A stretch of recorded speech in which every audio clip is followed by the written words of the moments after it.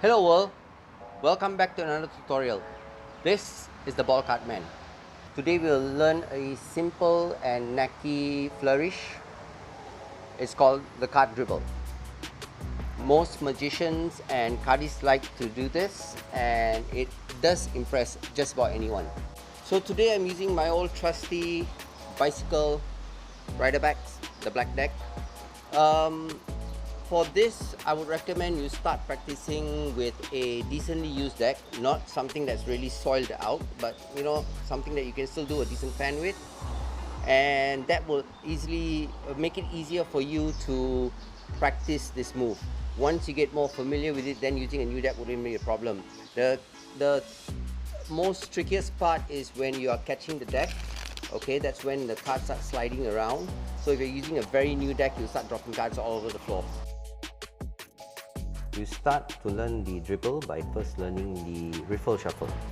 In the riffle shuffle, there's a practice where you learn how to riffle through cards like that. Okay, that is very important for you to do in order to master this particular move. It's a very simple move, but it just needs some practice. You just practice dropping one card at a time like that. Okay, just try to drop one card at a time and just get used to that. This is the important part of the dribble. This is the grip. You're gonna hold the deck with 3 fingers in the front and your thumb at the back, like so. Your thumb is close to the edge. It doesn't have to be at the edge, but the closer to the edge, the better. So try to keep your thumb like almost parallel with the deck. Your index finger is not going to do much. It's just basically keeping a pressure point, a pivot point for you to dribble. You will be able to lift or put pressure upwards with your thumb. Can you see that? Alright, and that will enable you to let off the cards one at a time.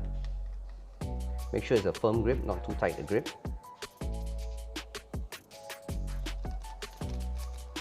So your index finger is basically sort of pointing in one direction and not really doing anything else. But keep it steady, keep it straight.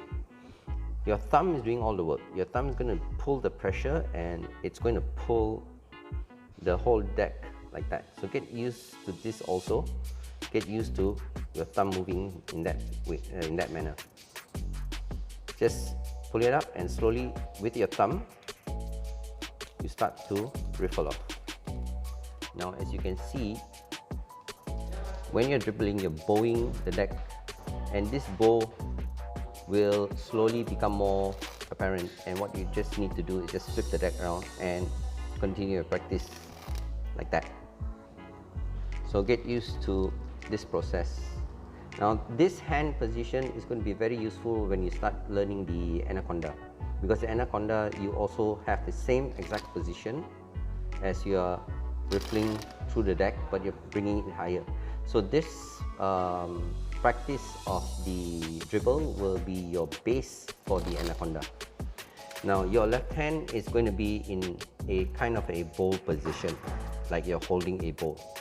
You're going to hold the deck in this position. Now, this is the dealer's grip.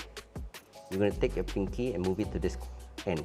So your index is on the top, your pinky is at the bottom, your middle and your ring finger on the side.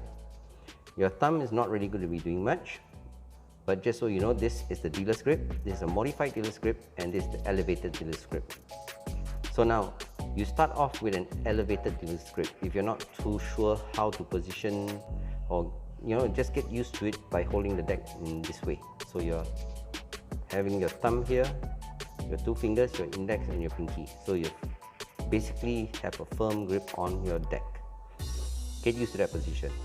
When you do the dribble, you just expand your hand out and catch the cards like so. This way the cards will not fall off because your pinky is blocking on this side, your index is on this side, your 2 fingers here is controlling that it doesn't slide off to this side, and of course your thumb is there. So just practice that, and slowly, as you get used to the process, you can start giving more height. And when you're really used to it, you can dribble at an angle.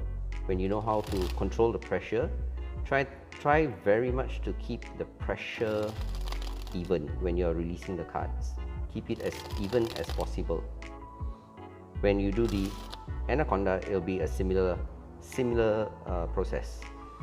So get used to this dribbling process, and when you're really used to it, it will look really cool with most people because it's a knacky move and you're really in control of the deck and the cards are falling into place, and for you to square up the deck is very easy when you catch it right. So that is the dribble. Okay, I hope this video has really helped you to learn the Riffle Shuffle and maybe impress your friends as you are playing whatever card games that you play, or maybe in your process of learning cardistry. If you enjoyed this video, please click on the like button, subscribe to my channel and hit the bell notification so that you know whenever I drop a new video on this channel for you to learn new things. Thank you for spending your time with me. This is the Ball Card Man signing out.